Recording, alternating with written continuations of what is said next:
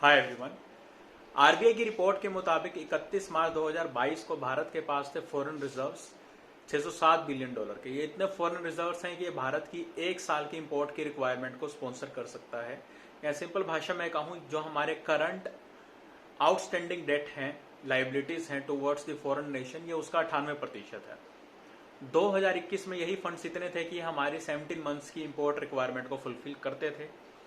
किसी भी देश के अंदर फॉरेन रिजर्व्स का डिसबैलेंस होना या स्कार्सिटी होना उस कंट्री को लेकर जा सकता है हाई इन्फ्लेशन की तरफ, और उस कंट्री की जो करेंसी की वैल्यू है उसको भी लार्जली तरीके से इम्पैक्ट कर सकता है। हालांकि ये श्रीलंका का जो क्राइसिस है, ये मेजरली फॉरेन रिजर्व्स की कमी के साथ साथ फॉरेन डेट का बर्डन होना भी एक रीजन है इसके अंदर। बट अगर हम भारत की बात करें तो भारत में इस वक्त ऐसी कोई फॉरेन रिजर्व्स की स्कार्सिटी नहीं है, बट करेंटली जो हाई इन्फ्लेशन या वर्ल्ड में डिस्टर्बेंस है वो भारत के लिए भी एक चैलेंज है।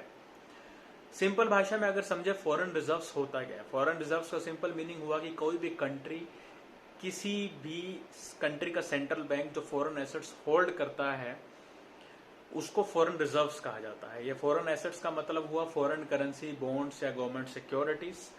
भारत इस वक्त जो फॉरेन रिजर्व्स होल्ड कर सकता है वो चाइना के कंपैरिजन में बहुत कम है। चाइना इस वक्त वर्ल्ड में सबसे ज्यादा फॉरेन रिजर्व्स होल्ड करता है।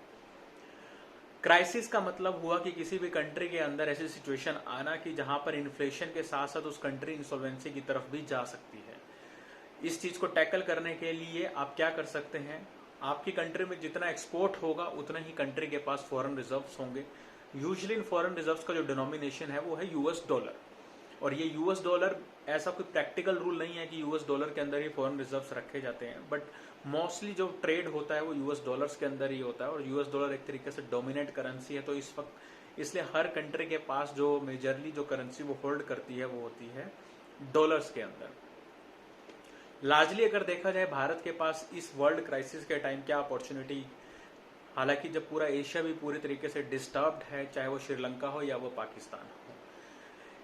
वेस्टर्न कंट्रीज जो अपनी मेजर सप्लाईज फूड की लेते हैं, यानी कि वीट की लेते हैं, वो रशिया यूक्रेन से लेते हैं। कंसीडरिंग रशिया एंड यूक्रेन में जो डिस्टेबिलिटी है, वो डिस्टेबिलिटी भारत के लिए एक अपॉर्चुनिटी बन सकती है। कैसे बन सकती है? भारत इन कंट्रीज, वेस्टर्न कंट्रीज के लिए एक सप्लायर बन सकता है, और इस तरीके से भारत के पास एक अपॉर्चुनिटी है अपने एक्सपोर्ट्स को बढ़ाने के लिए। सेकेंडली, जो श्रीलंका या ऐसी एशियन कंट्रीज हैं जिनके जो मेन ट्रेड एरियाज हैं जो पूरे वर्ल्ड को वो एक्सपोर्ट कर सकते थे, वो इंडस्ट्री शिफ्ट मिल सकता है भारत को, जैसे कि श्रीलंका का अपैरल्स इंडस्ट्री जो शिफ्ट हो सकता है भारत के अंदर।